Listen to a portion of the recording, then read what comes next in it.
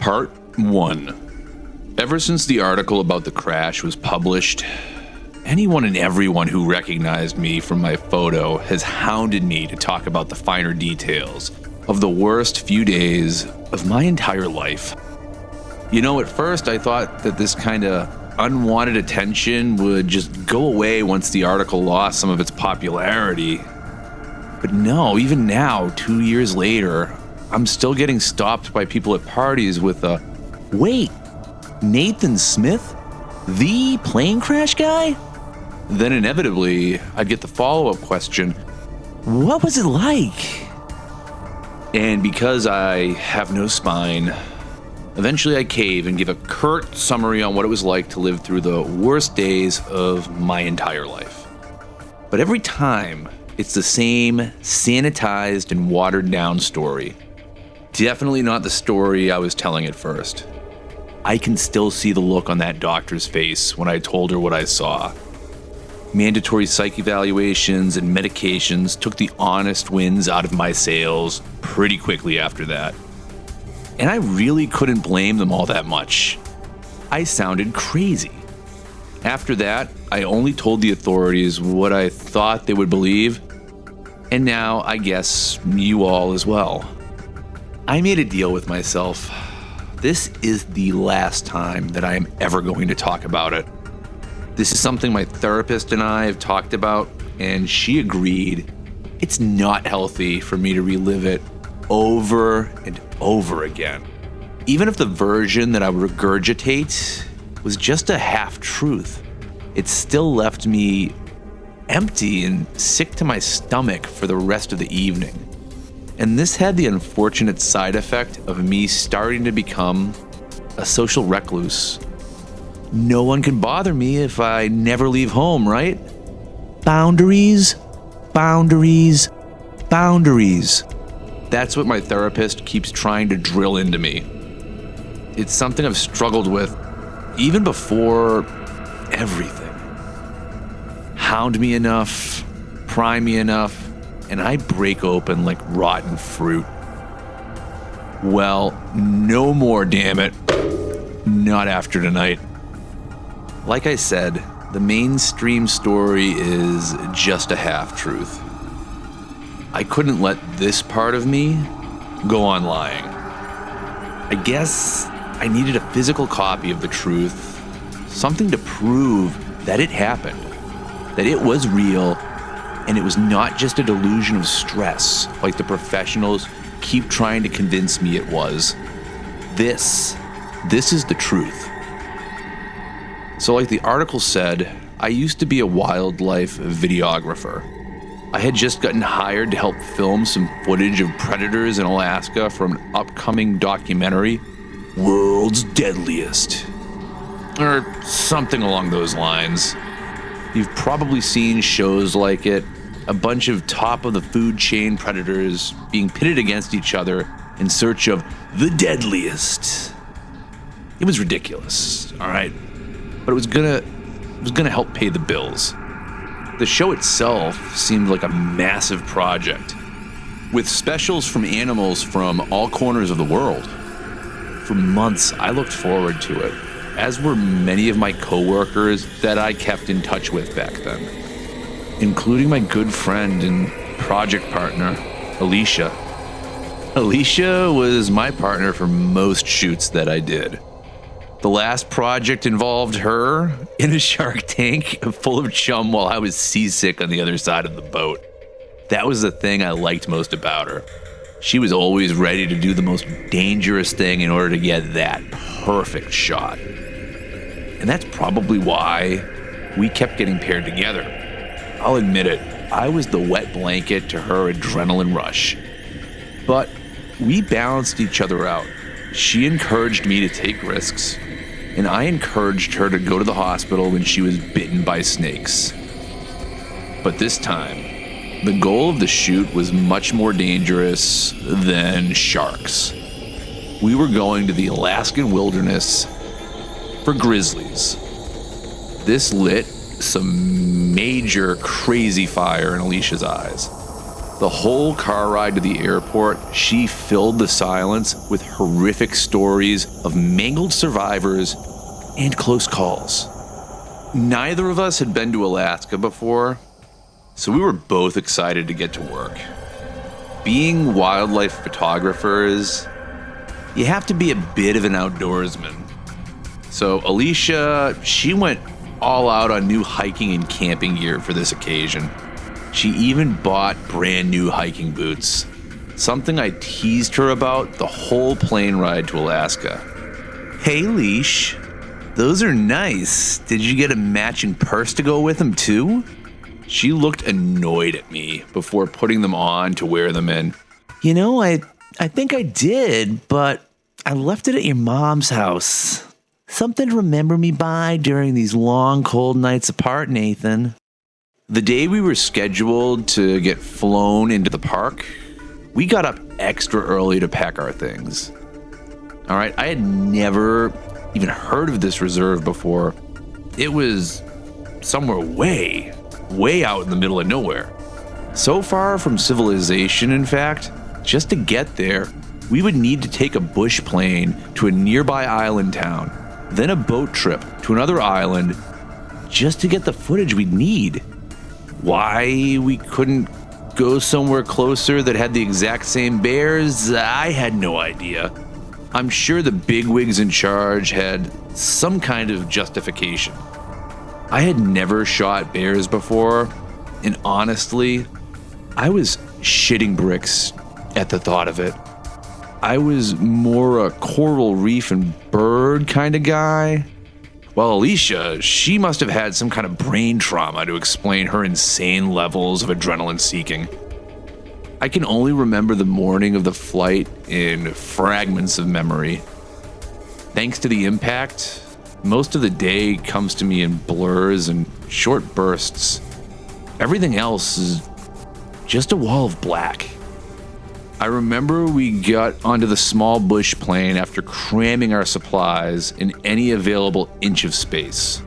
I remember talking to the pilot about something. I think it was about how easily I get motion sickness. And that's about it. You know, people always expect me to tell them something dramatic, like if I saw a flock of geese coming in out of nowhere into the propellers, or if I remember the sight of the forest floor getting closer and closer as our bodies thrashed about in zero gravity. But I don't. One moment, I was up in the air, and the next, the sound of shouting was waking me up. I was on my back.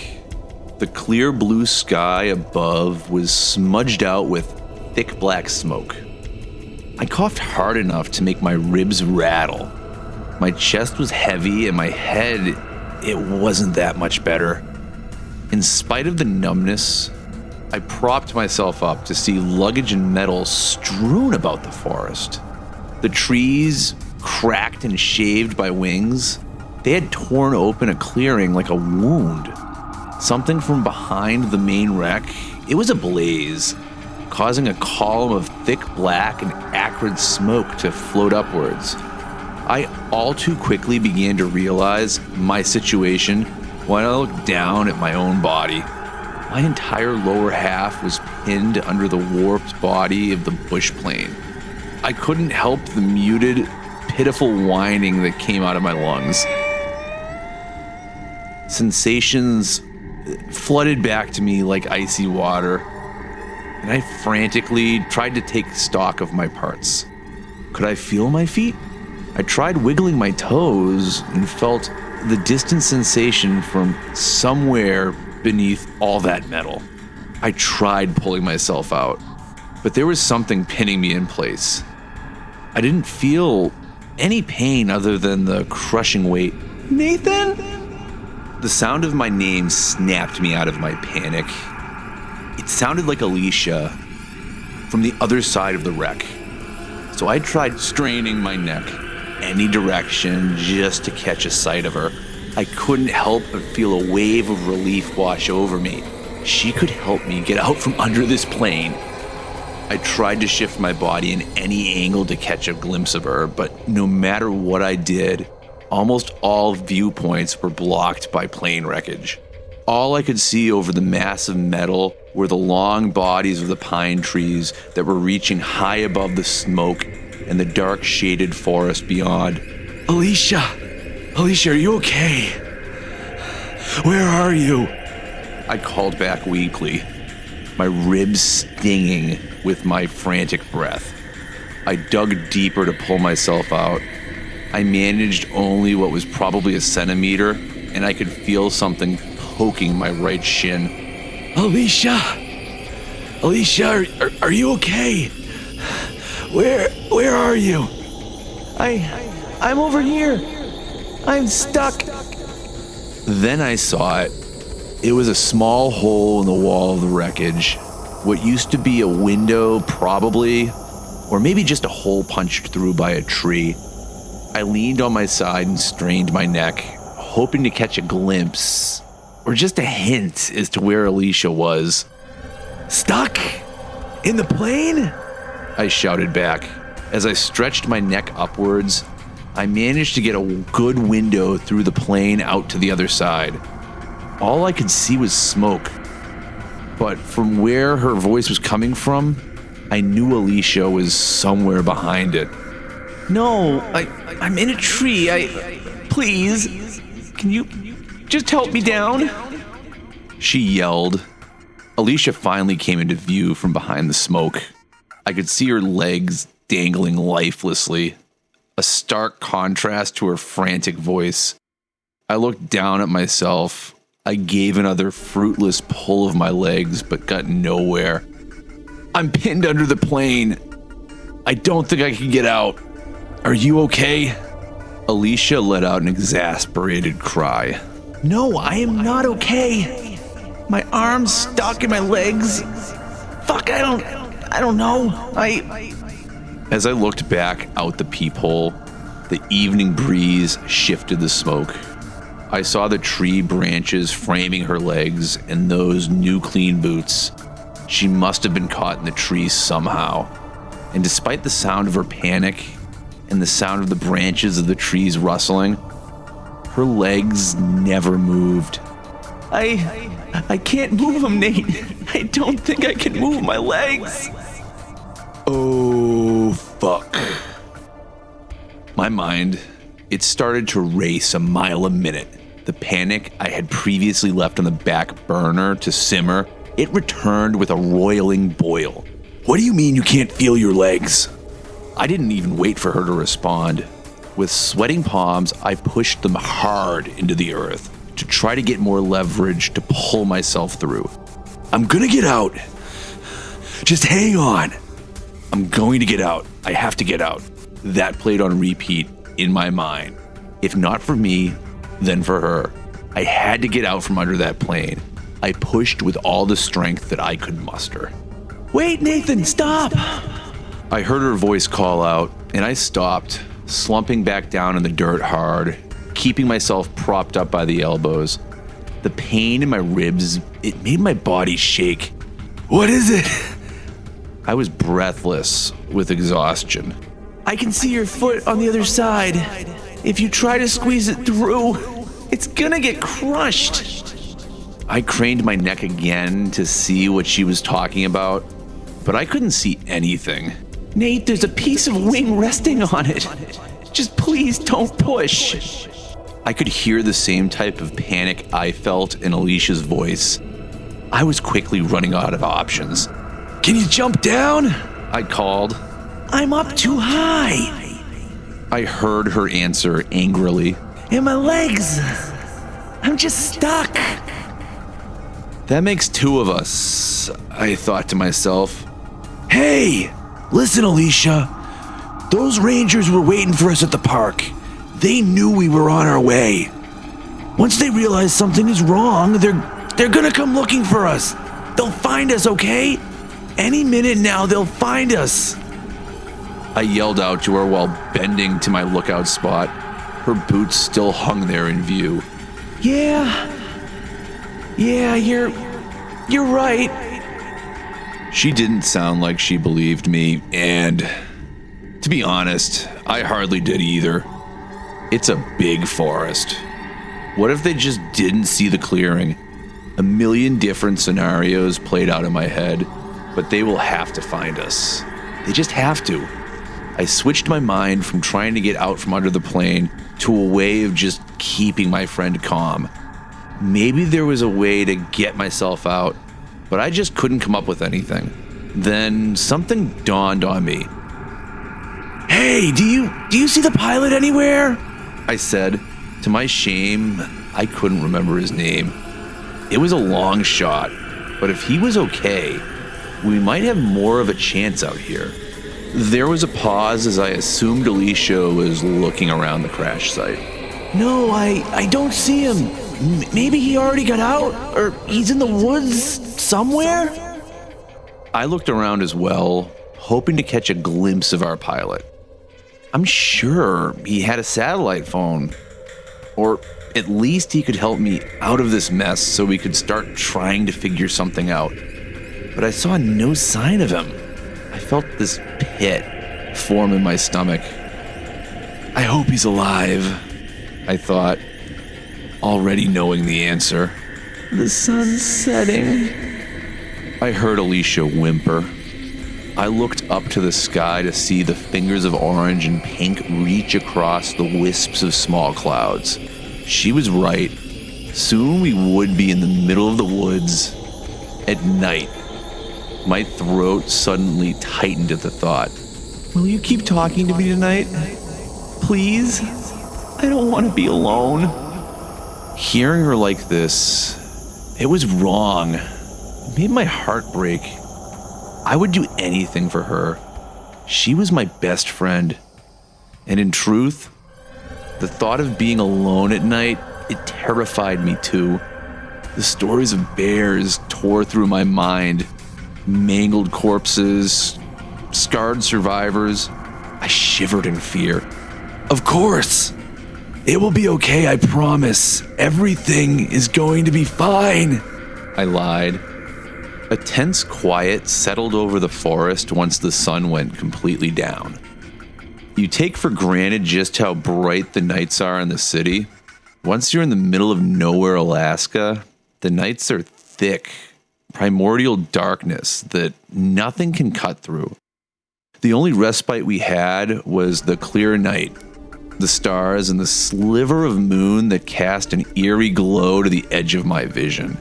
It was too faint to see anything directly, but everything seemed to be tipped with dull moonlight if you concentrated hard enough.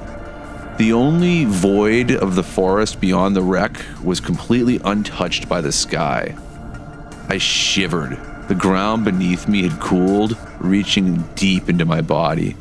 I was thankful at least that we went in the warmer months. The thought of dying from hypothermia had crossed my mind, but that was the least of my worries. I kept my promise to Alicia. Every few minutes, I would call out and talk to her about whatever crossed my mind. To be honest, I can't remember all of what we even talked about. All I really remember is saying anything I could in order to stay awake with her throughout the night.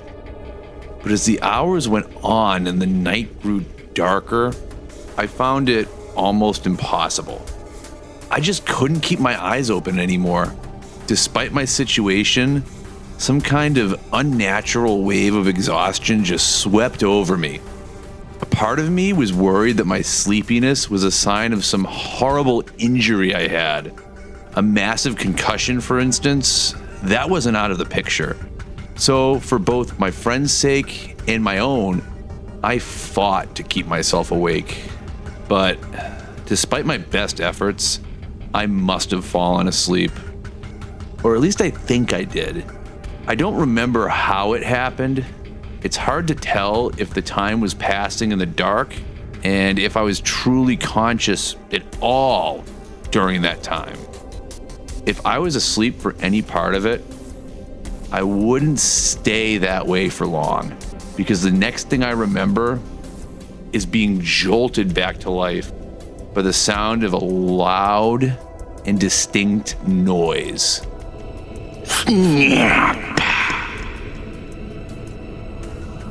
Part 2. I forgot about the crushing weight on my lower half, and my legs scraped into sharp metal, and I winced. The forest, it was deathly still, but I was sure I had heard something. Why else would I have woken up? I mean, besides being stuck under tons of warped metal, I focused my ears as much as I could to the sounds of the forest, and all I heard was the weak breeze through the leaves. The moon was hidden behind clouds, and it caused the limited light it gave to vanish. It was much darker now, to the point of it being impressive. So dark, I could feel darkness touching me. Do you know the feeling you get when it's so dark in a room, you feel like anything could be right in front of your face, and you would have no idea it was there until you ran headfirst into it?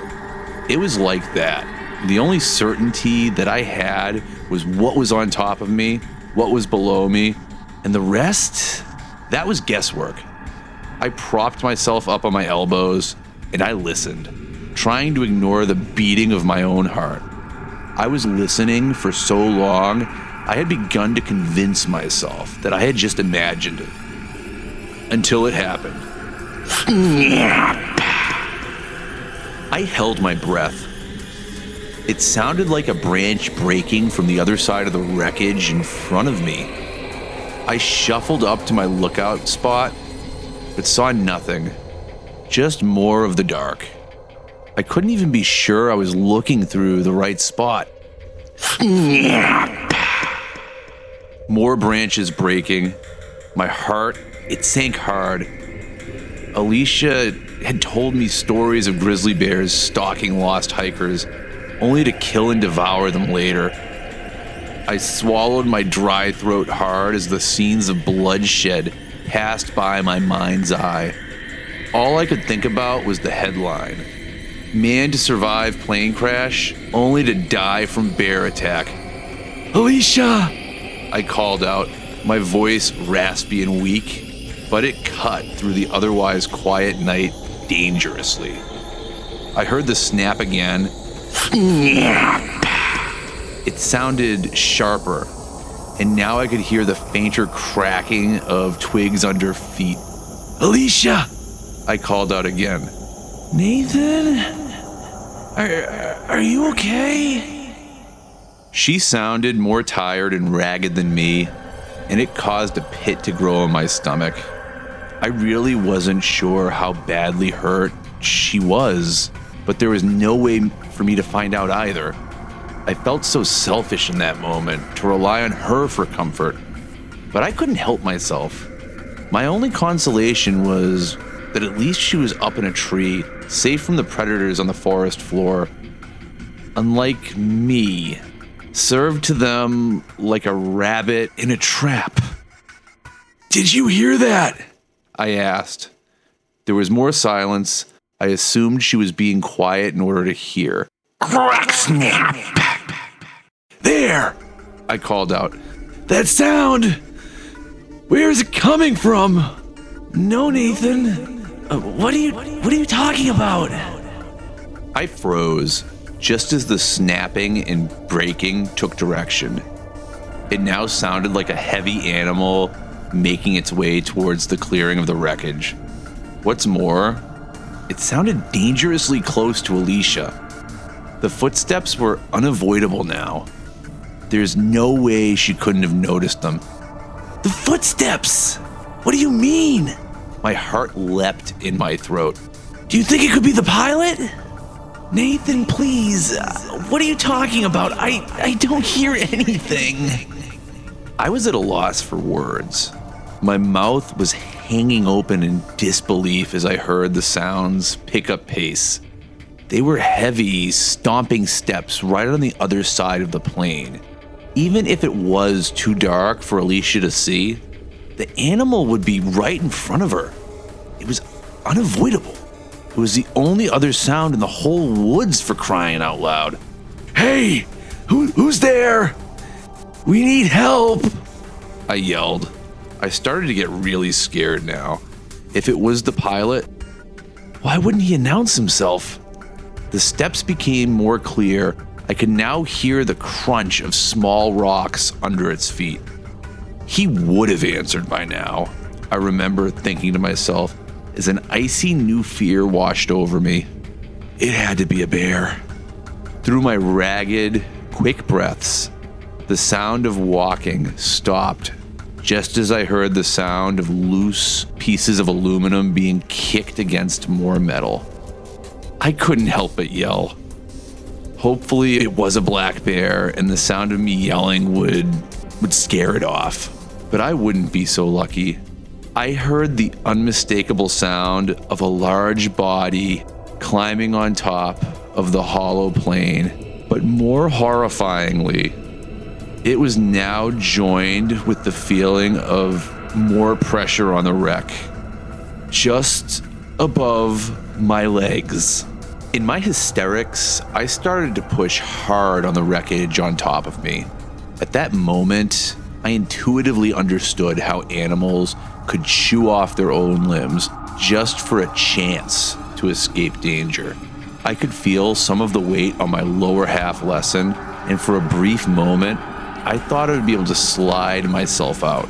If I wasn't hysterical, maybe I would have remembered what Alicia said. I would have felt the jagged, bent end of debris already hanging, scraping my right leg. But I didn't. All I could think about was escaping.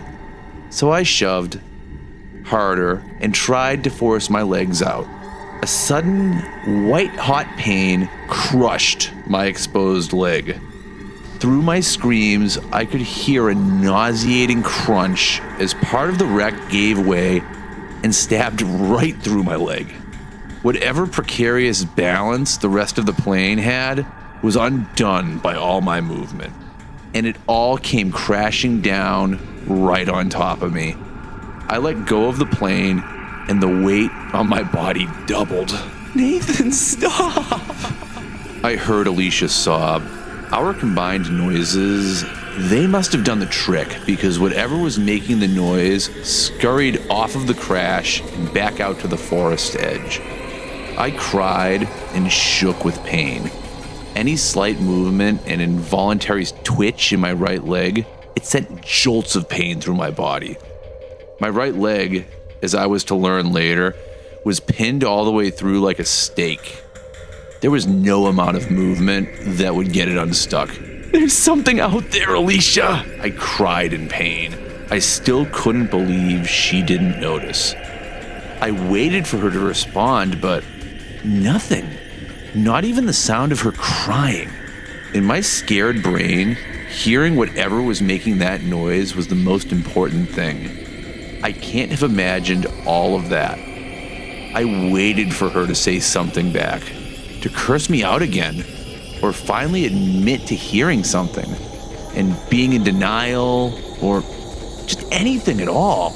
But I was met once again with the eerie stillness of the night. Alicia? Nothing. Alicia, this isn't funny. I'm really hurt. Just please say something. You have to have heard it. I cried. I could feel hot tears roll down my bloodless cheeks.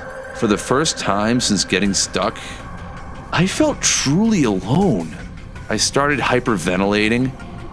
I wished I could see her. Why isn't she answering me now? The worst case scenario played in my head. What if she was unconscious? She was hurt enough to be paralyzed after all. Or worse. My leg spasmed painfully, and I gasped as the muscles slid across the invading object. I was about to call out for her again when I heard something that made the words die in my throat. The footsteps were back, but this time, they were in the woods behind. I twisted my body around quickly, careful this time not to pull on my leg. The sound that previously was right behind me sprinted off in the opposite direction as soon as I looked over at it, as if it could see me looking at it through the dark. It sprinted back and forth around the opening of the crash, never venturing further than the tree line and never going deeper into the woods. I listened in dumbstruck horror as it paced back and forth, sprinting away whenever I turned to try in vain to catch a glimpse. I reached around madly for anything within reach to defend myself, only finding a stone the size of a baseball. I was far too scared to make a sound. It sounded like it was purposefully trying to stay out of my line of sight, even in complete darkness.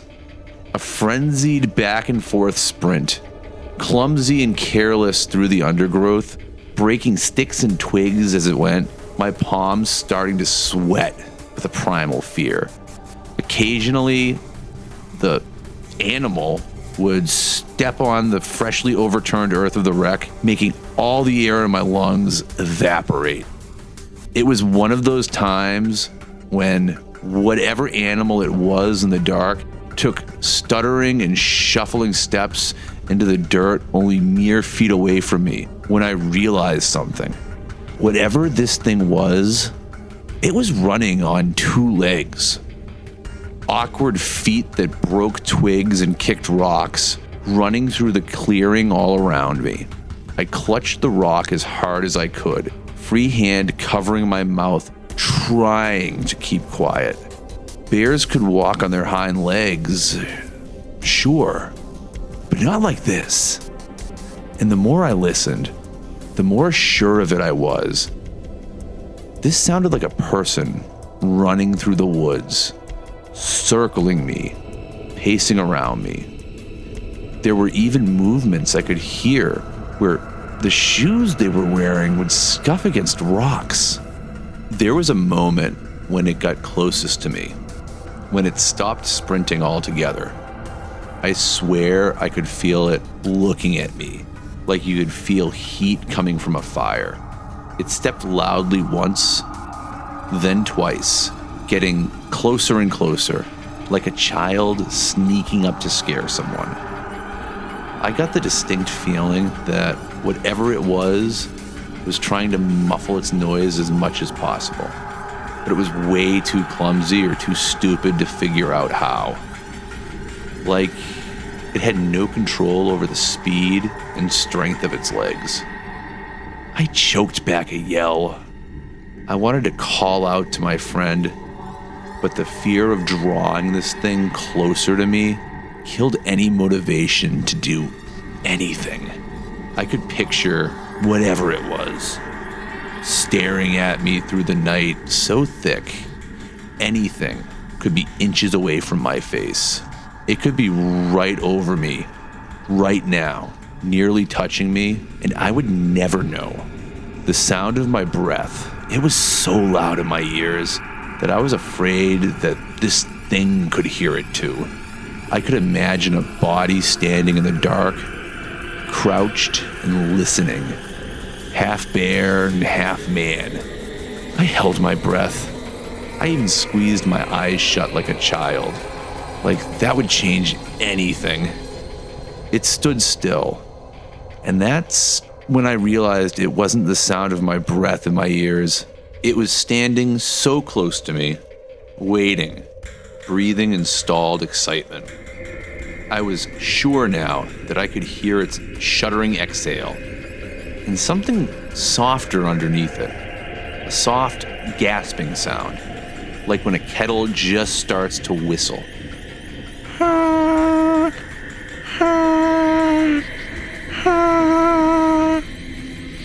As quickly as it started, it darted back into the forest again to resume its maddening pacing around me. That's how the rest of the night was spent, with me cowering in fear as hidden as I could make myself, as something ran all around me all night.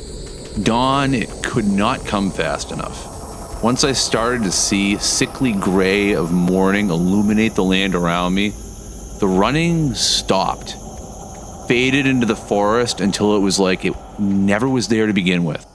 I still clutched onto my rock, expecting it to burst back out of the tree line and sink into me. But it never happened. It wasn't until dawn fully turned into morning that I let myself relax enough for the pain in my leg to finally overwhelm me. Nathen? I perked up more, and the sigh of relief I made was audible. I shuffled around as much as I could to get back up into my spot. But with how some of the wreckage had shifted, I could see even less of my friend. Now, just the bottom of her muddy boots hung limply through the hole. Jesus, Alicia, are you okay? I was so worried. I'm sorry, Nate. I think I must have passed out. I wanted to stay up with you all night. She paused. All things considered, I think I'm fine. It's okay. I grimaced and readjusted myself. I'm just glad that you're okay. That should have been the end of it, but I still had a horrible feeling about what had happened only hours ago. I think there's someone out here with us. Part 3. What do you mean? Alicia responded. Last night, didn't you hear the noises? I heard the shifting of twigs and branches in the tree Alicia was in, like she was adjusting herself. No. And honestly, I don't know how you can joke around in a time like this, she said angrily. I was taken aback. Is she serious right now?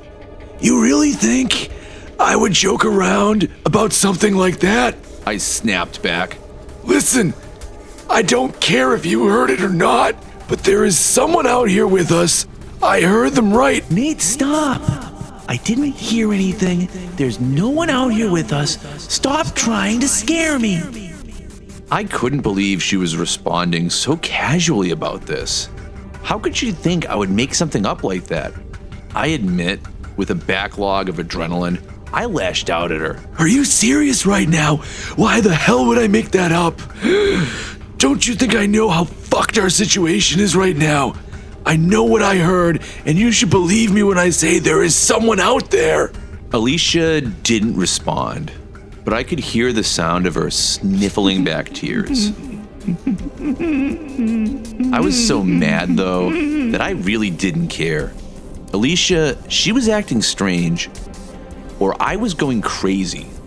I mean, I get how people can respond to crises in different ways, but come on, complete denial? That was a new one for me. And Alicia, she knows that I would never lie to her. In all the years we have known each other, we knew that we could always count on each other to tell the truth. To a fault. As the silence that lingered between us stretched on and on, my mind was soon forced to move on to a bigger problem. Biting flies and mosquitoes are a big problem in Alaska, especially in the warmer months. They figured out where we were once the sun had come up, and for hours we were their personal blood bags. My chapped face split open to hundreds of itchy welts. Their feet crawled all over my skin no matter what I did to try to keep them away. I curled up in a ball and hid under my flannel just to try to escape them. And for a while, it worked. That is, until hundreds of black flies crawled down my pant leg and onto the open wound of my leg. Oh God, I felt them buzzing in the exposed flesh. Thousands of feet moving, mouths biting, crawling and wriggling. I grit my teeth in agony. I couldn't reach a hand under the metal, couldn't kick them away. They had an uninterrupted feast while I groaned in absolute agony.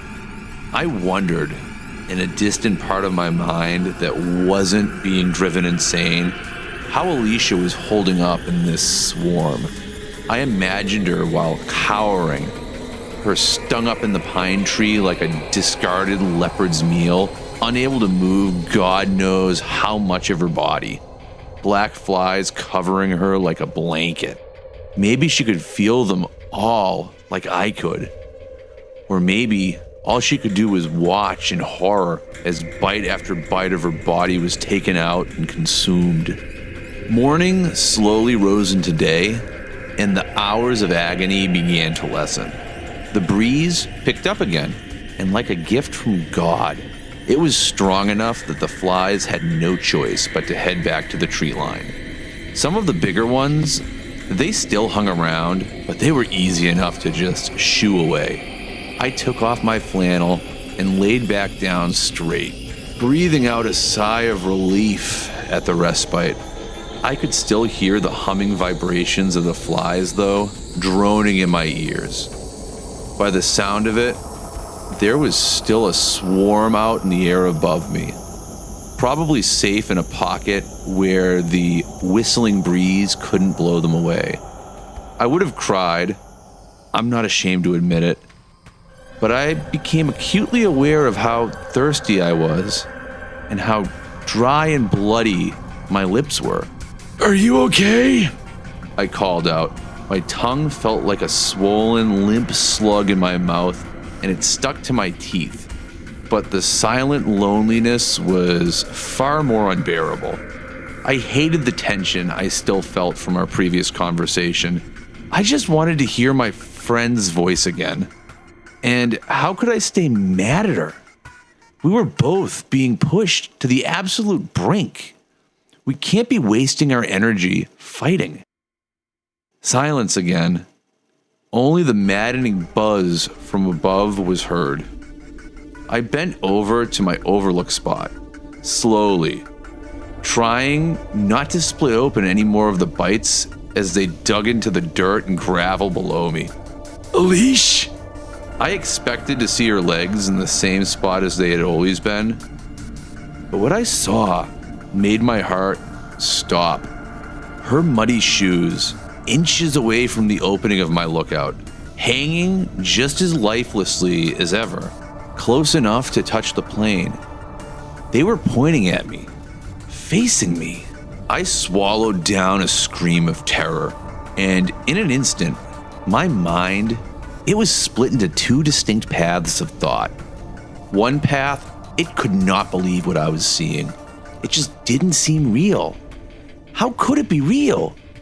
The other half of my consciousness reeled with the icy hot realization that I had been watched without my knowledge, possibly for hours. The sound of the insects grew louder and louder above me, along with the hollow, reedy sound of wind. Wait.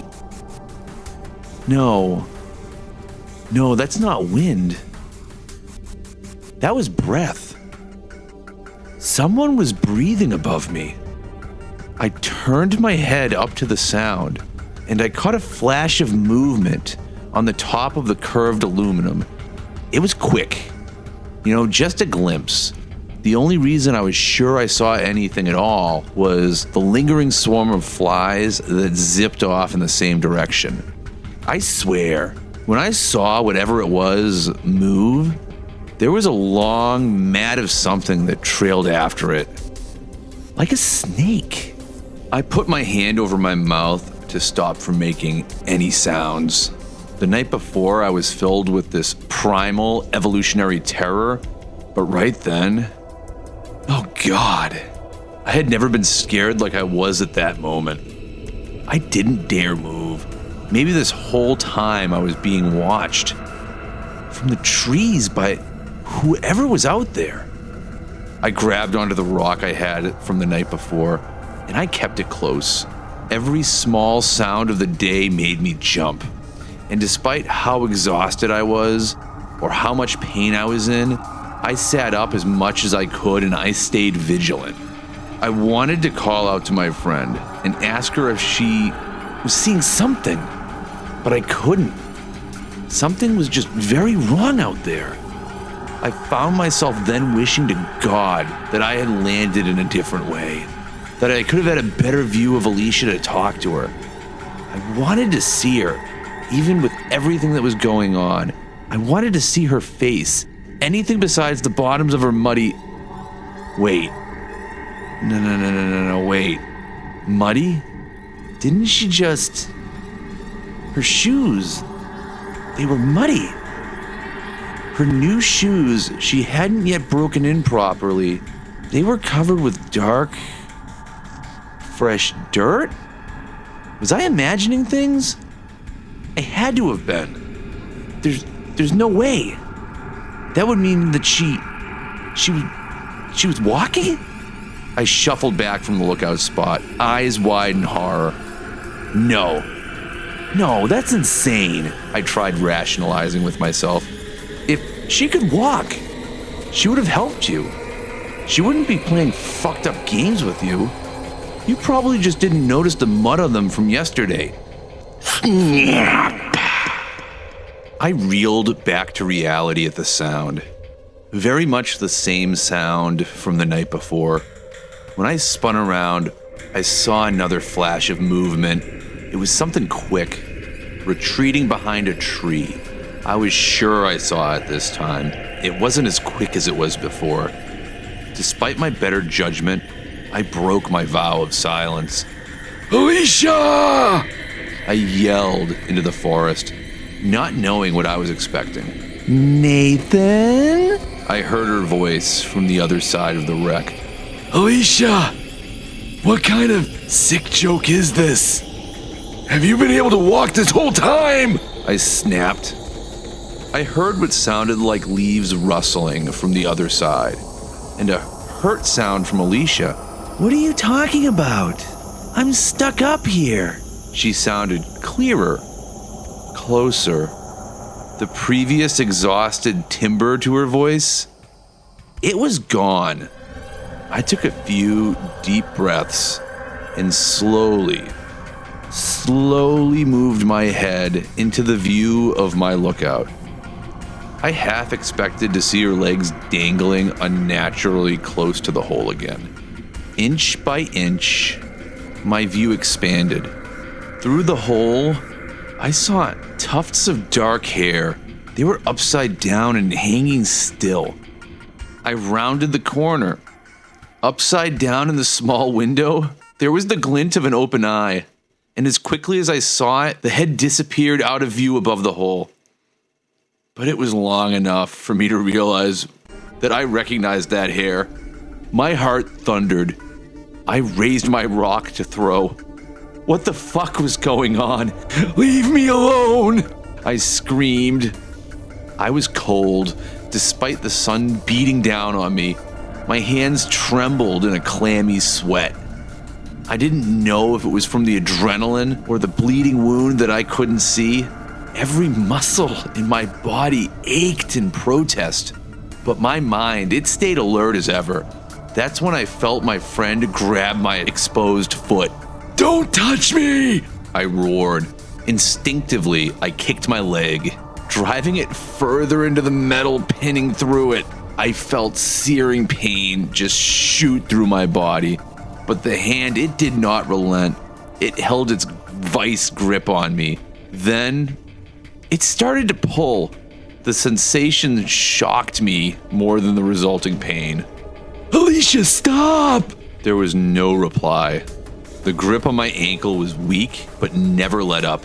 Alicia pulled my leg further and further along the metal. I pushed with all my remaining strength to keep it from being sliced in half. But even that was agony. What the fuck are you doing? My voice was hoarse from overuse and dry. I could feel every individual icy finger digging into my ankle. Something about it was strange. It was like each finger had a strength of its own. Some would slip off and scramble for purchase again. While she managed to grab me, it was like she had forgotten how to hold something.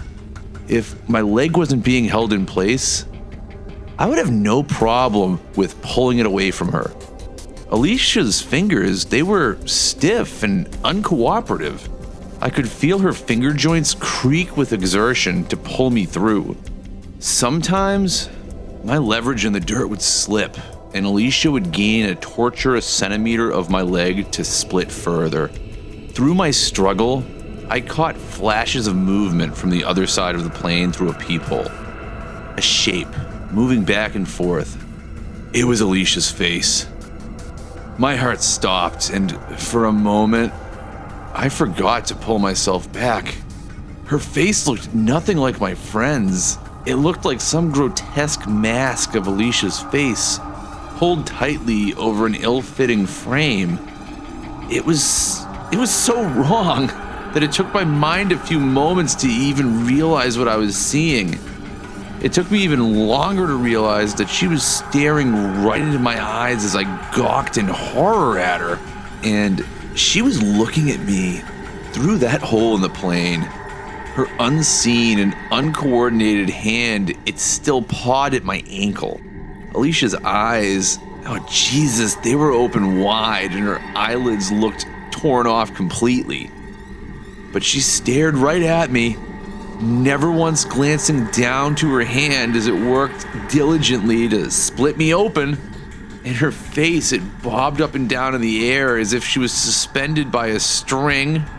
Her mouth, it hung open wide, so wide that I could see right down her sinewy throat. It was stretched to its limit, opening and closing on the air she gasped to breathe. The worst part was I could almost make out the faint traces of a smile around the corners of her mouth. I don't know if it was because her mouth was open so wide that it was beginning to rip, or it was from some supernatural emotion. But Alicia, she looked like a child on Christmas morning. Her mouth was open in this gleeful surprise. And I was damned sure that if it wasn't for her skin pulling tight like leather on it, her jaw would have fallen completely off of her face. Was this how she was looking at me last night? Inches away from me in the dark? What came out of my mouth couldn't even be considered a language. I babbled and screamed hoarsely for my life. Combinations of Alicia's name and begging for her to stop whatever she was doing. I twisted my body so I could sink my hands into the dirt to find any purchase against the pulling. My fingernails broke against the rocks as I scrambled. All at once, though, her awkward fingers slipped off my ankles entirely. I was pulling so hard that the sudden release and pressure caused me to pull hard on my own leg. I felt a revolting pop and snap as something inside me gave way to hellish pain. I ground my teeth until I heard them creak. The unrelenting weight above me shifted and groaned at the sudden jolt. My body was sweating off whatever water it had left in it. Dirt and grime, it stuck to me like a second skin. Why did she let go? I looked back through the hole just in time to see the back of Alicia slip out of view as she bobbed towards the tree line. And soon, I realized why. From far away, I could hear a shuddering drone. My heart sank, thinking this was yet again some fresh hell Alicia was about to put me through. That is until it became clearer. She must have heard it first and realized what it was. A plane. Part 4. Thank God. Oh, thank God. Relief swept through me. Through the treetop clearing, I saw it slowly emerge into view. I have never felt such happiness in my life. I waved my arms around like a maniac and yelled with what little voice I had left. There was no way to miss the clearing. The smoke had died down, sure, but I had faith that the shiny white aluminum amidst the verdant dark of the forest was just as good as a flashing SOS sign. Sure enough, from inside the bright yellow body of the search plane, I could see a flashing white light. I took it as a signal. My hell, it was almost over. I knew they'd come. I told you they would come, I croaked to myself. The plane circled the wreckage for a few moments longer. My excitement started to drop, however, as I realized it started to fly away. Of course, I thought. There's no way this plane could land all the way out here. They would have to get help. I watched it for as long as I could. My lifeline, my only chance of rescue, getting smaller and smaller, quieter and quieter, until it disappeared entirely. And once again, I was alone in the woods. Well, not completely alone. I tried to remain optimistic, but I realized my situation was still bleak. I was still stuck out in the woods with Alicia God knows where, and it was starting to get dark again. Who knows how long it would take until the search and rescue people could even get to me. It may not even be until the morning. And with the sun beginning to set, I would have to spend another night alone in the woods. But I was renewed by a strange energy, this righteous fury. There was no way I was going to get so close to getting out of here just to die in the night. My hands were shaking. I grabbed my rock and started to look around for something, anything else I could use to defend myself. Soon enough, I heard the movement in the woods again, but fear had abandoned my body. All that was left was rage. I was going to make it out of here. Whatever it takes, I'll make it out. There was a large stick halfway buried in the dirt that I thought I could dig up. It was loose, and although it wasn't great, it was something else I could add to my arsenal. I dug with my broken, bloody nails into the dirt and started to scrape the earth away. The light around me grew darker and darker as the sun dipped deeper behind the towering trees. And in no time at all, I would be immersed in the night. The sounds of the woods behind the wreck picked back up. Footsteps, branches breaking. Alicia had come out of wherever she was hiding. I stared through the peephole to try and track her sound. Her feet were not yet in view, but I could see the tree she was once stuck in. She was not concerned with trying to be silent anymore. I could hear her barge through the underbrush and limp around on clumsy legs.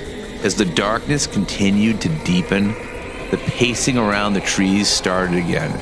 Only this time, I clung to the half-rotted stick as a lifeline. And as she paced, I could make out that strange, breathy whistle sound I had heard the night before. A hollow groaning. Nothing but lungs pushing air through vocal cords.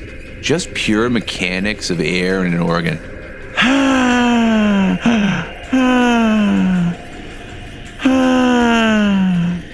The twilight blue deepened into night, thankfully with no clouds and a full moon, so I could see much more than I could the night before. The clearing allowed the moon to act as a silvery spotlight all around me, and I took comfort in the small fact that I would be able to see her coming at me this time. So I kept my head on a swivel, tracking the sound of her as she moved. Sticks breaking, rocks being scuffed over. Why was she waiting? Exhaustion compounded on exhaustion. I knew I was existing on fumes of adrenaline.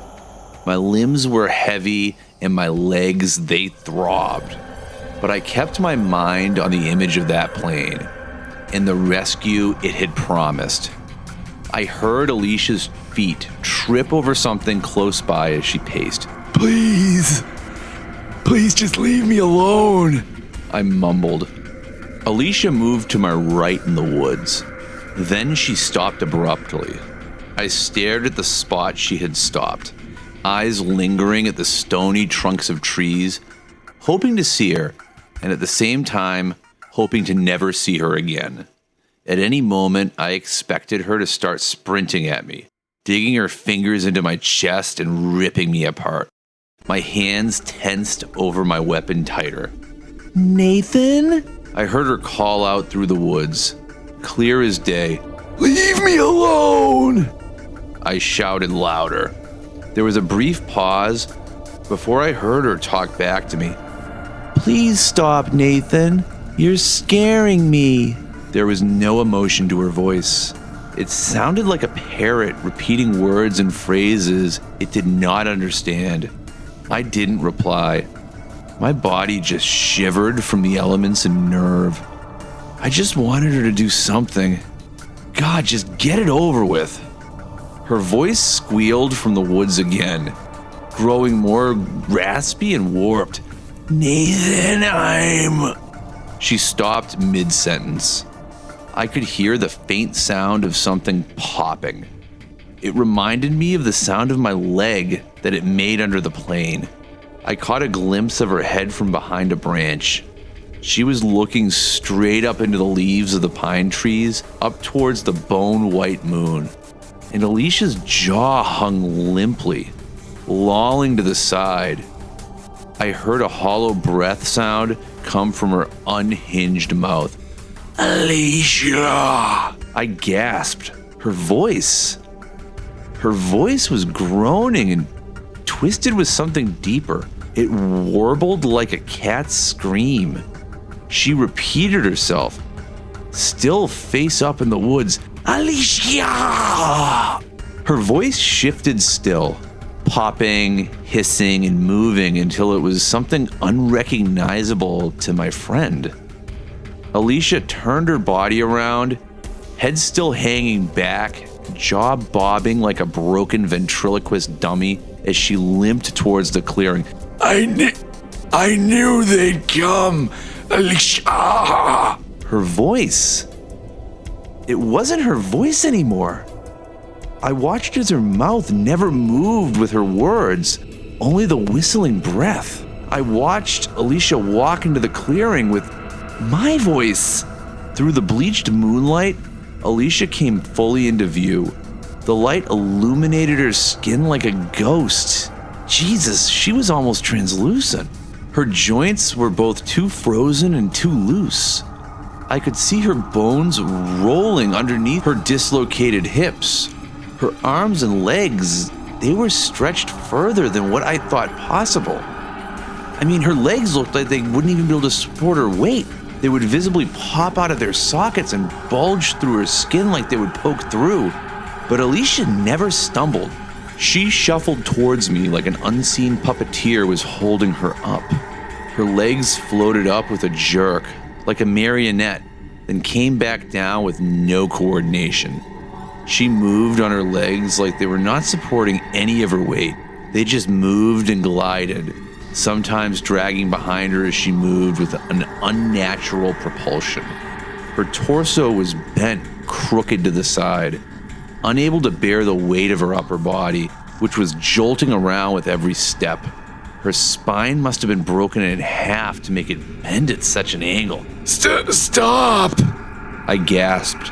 The fear I once thought was replaced with determination was back, and my mind went blank. I pitifully babbled like a child. There's something out there! My voice screamed from Alicia's body.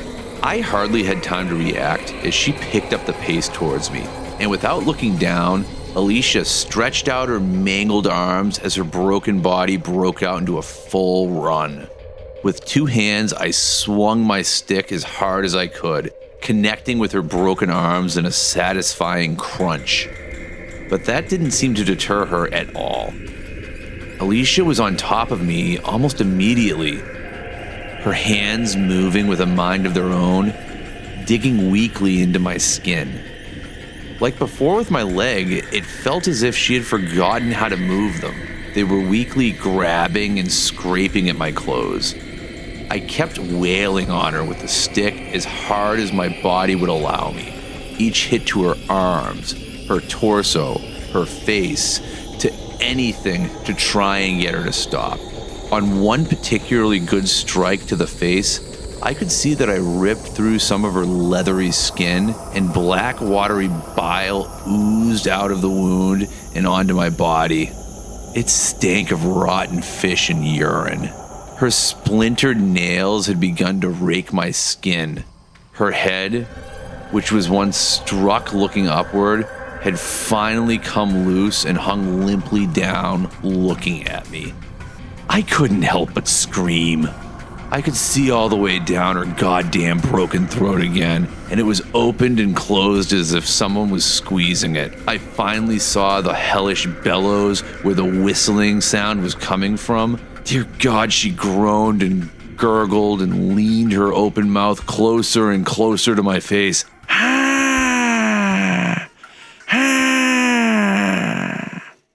My hand landed on my round rock, and I smashed it into the side of her head. I heard her neck crack as it whipped to the side with impact. Alicia started to slump over to the side, going suddenly limp as she crumpled to the ground. She laid there in a heap. I was heaving, my exhausted body already pushed beyond its limits. I held my rock and brought it down on her. Again and again and again, each time mashing her head into a black pulp of watery excrement. I couldn't feel my body anymore as I watched myself slam the rock into her until I couldn't lift my arm anymore. It wasn't long before I too collapsed in a heap right beside her, and I lay there for a while, sobbing and gagging, dry heaving into the dirt.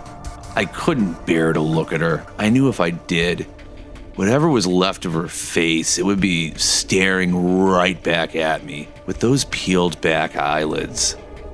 I felt her twitch. Used my rock just in time to see her wrists shoot up from the ground into the air. I swung, but I missed. Her body moved into a stand, wrists first, like she was being hoisted up by them. Her body rose, completely standing up, her hands in the air high above her, body limp. Now she really did look like a lifeless puppet. I looked down at her feet to see her heels in the air. Her body was floating weightlessly, as if it was held up by an invisible wire. She stood there for a while, her legs and arms twitching uselessly, not even one of her throaty exhales. Then, as suddenly as she stood up, her body flung itself at the plane with a crash. Alicia fell into another heap, then picked herself up the same way as before, and did it again. I watched in horrific awe. You know, it reminded me of a child having a tantrum with a doll. She threw herself at the plane again and again, and the body of the wreck, it creaked and groaned. I could hear the movement of the wreckage from inside of the plane. Then, the realization struck me. Since she couldn't kill me with her own hands, she was gonna try to crush me with the plane. Well, I panicked again. With each blow her lifeless body made, I could hear the metal weaken and shift. Every connection her body made not only left behind a sizable dent in the aluminum, but also left behind an oily black mess of her congealed blood.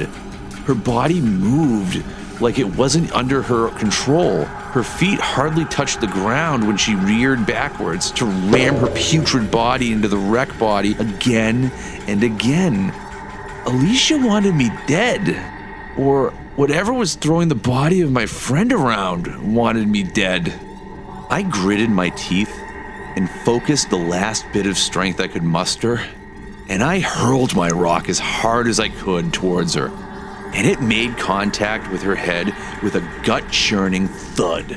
I heard the squelching of tissue as it found its mark, and Alicia's body, it shuddered to a stop. Then, like a robot powering down, her body collapsed against the side of the plane. I sat still, finding my broken stick just in case, like last time, she would stand up her pulp of a body once more to finish the job. But she didn't. At least, not for a long time.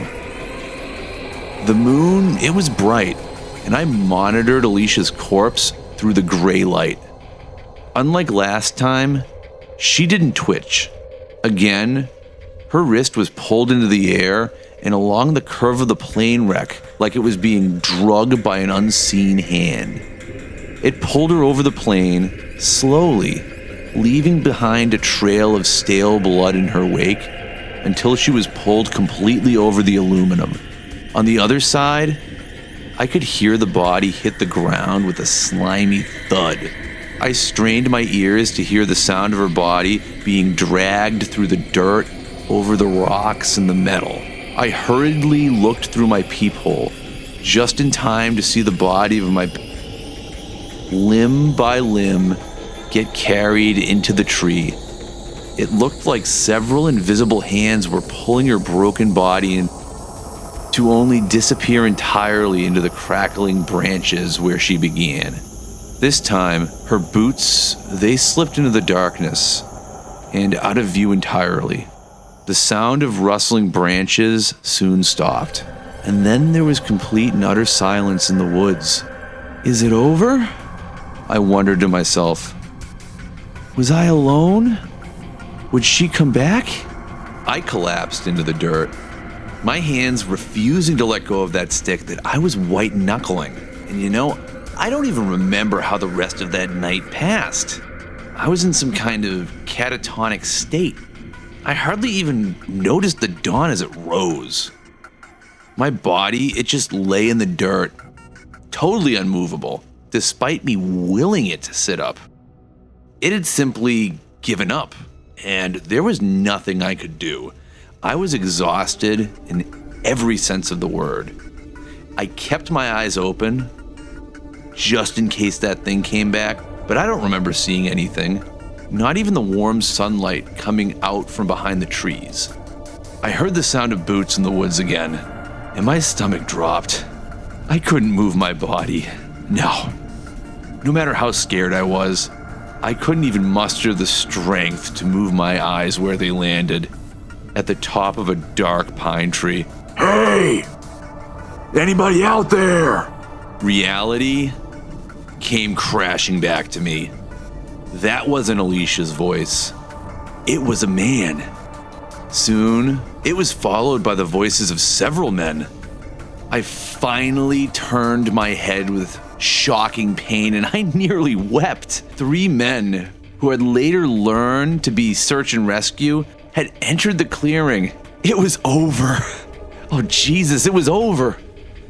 My mouth was dry as dirt, my body seconds from complete failure, but the sight of my rescue was so close, it sent one last jolt of energy into my limbs. Is anybody out there? They called once again. Please! God, please! I heard their boots pick up the pace towards me. I could see them faintly. I think at that moment, all the adrenaline from the past 2 days finally went away, because as soon as I saw that I was getting rescued, I passed out. I could only remember the rescue in fragments, bits and pieces. I remember waking up a little bit when they hoisted the wreckage off my leg. They had to saw through the twisted metal that was holding me in place. I remember when I came to, I started rambling about Alicia. Please! She's out there. I don't know where she went. One of the medics stuck an IV into my dehydrated veins and was the only one who stayed to talk to me. Who, Nathan? Who is out there? They strapped me to a stretcher. I knew I wasn't making sense, but I couldn't shut up. They started to move me to the other side of the wreck, to move out of the clearing. The side Alicia was stuck in. Alicia! Please! I remember rounding the corner and instinctually looking up into the tree that once held my friend. I looked high into the branches, hoping to catch a glimpse. But there was nothing, not even so much as a broken limb. I was in the hospital next, getting pumped full of fluids and enough antibiotics to cure a horse. Of course, there's only so much they were able to do about my leg.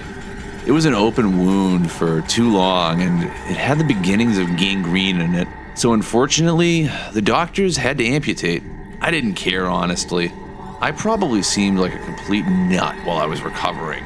All I could ramble about through the moments of lucidity was Alicia. I rambled to anyone and everyone around me. She tried to kill me. Something was using her body. It got to the point where the doctors, they couldn't ignore it as a symptom of shock. So she said that I had suffered from a complete psychotic break. Not something uncommon with someone in your position, she said, but I wouldn't hear it. Did you find her though? She was still moving the night before they found me. The doctor had an uncomfortable expression on her face. She was definitely weighing something in her mind as she walked over to close my hospital room door. She came back with a pained expression. Look, Nathan, they did find her body. See? The marks on her body. That's from when she attacked me. I had to. The doctor she interrupted me. Nathan, she died on impact, okay? Alicia, she was already in the beginning stages of decomposition when they found her. I opened my mouth to interject. There was no way she died that early. She was talking to me. For crying out loud, she attacked me. But the doctor had decided that she had shared enough. She ordered me to have a regular meeting with a therapist and be on plenty of lithium. That was that. They wouldn't hear me out on any of it any longer. The article, it came out only a few weeks later or so. I was asked for an interview, of course, and at the time, it seemed like a good idea. Of course, now I know that it was probably the worst thing I could have ever done. I remember in the weeks before the interview, I met up with one of the guys that rescued me, Chuck. We had actually become pretty good friends, or at least drinking buddies. We were at one of our favorite spots, talking about the article being written. Now, Chuck, he had more than a few reservations about it, and I guess I should have listened. You know, he was one of the few people who believed me about what happened out there, although he always danced around why he did. I was a few beers in, and the events of the crash, they were in the forefront of my mind. So I had to ask him some questions. So, where did you guys find Alicia? I know you found her body. Chuck made a face and took another large gulp of his drink. Are you sure you really want to know? I mean, she was your best friend, right? I nodded emphatically. I don't think I can go any longer without knowing. Chuck, it's killing me. Chuck sighed. I could tell by his furrowed brow that whatever they found, it wasn't pretty. Well, it's strange. We didn't find her at the crash site. Not at all, really. You know, we had to land the helicopter in the clearing about a mile away. And I swear, Nate, I would have seen her. I looked at him confused, but he continued. We went up and got you. And some of us looked around because you were so damn insistent. But you were the only one in the crash zone. So we hiked you down. He paused and took a drink. When we got back to the clearing, she was right there. And I mean right there. In a tree. All tangled up in the branches. Some of the other guys said she must have fallen out of the plane as it was crashing and landed there. And we just missed her somehow. Her body was in a pretty bad way. Probably from all the animal scavenging and the bugs. He paused again. He must have seen the wide-eyed shock on my face. And, anyways, afterwards, with what you were saying happened, I would have never believed you if it wasn't for the boot prints. What do you mean? I asked, already knowing the answer. All around the crash site, in the dirt, there were these boot prints. You know, I thought they might have been from us at first, but they were there when we got to you. Chuck and I hadn't talked much since the article came out. We had a plan to get together, but I think ever since that conversation, he would rather just forget about the whole thing, which includes forgetting me. It seems nice, you know, being able to just forget about this whole thing. I'm jealous of him sometimes, because I don't think I'll ever escape the questions. Or the nightmares. I have nightmares all the time now. The medicine, you know, it helps take the edge off day to day. But nothing seems to touch those nightmares. I have this recurring one. One where I wake up on my back in bed and there is this crushing weight on top of me. I can't move. I can hardly even breathe. And there's this piercing pain in my amputated leg. I'm all alone in the dark. There's a buzzing all around me. And in my bedroom door, there's a pair of these muddy boots facing me, just hovering in the doorway. and there's a sound like breathing in my ear, but it's nothing more than a voiceless groan, just like wind through a dead organ.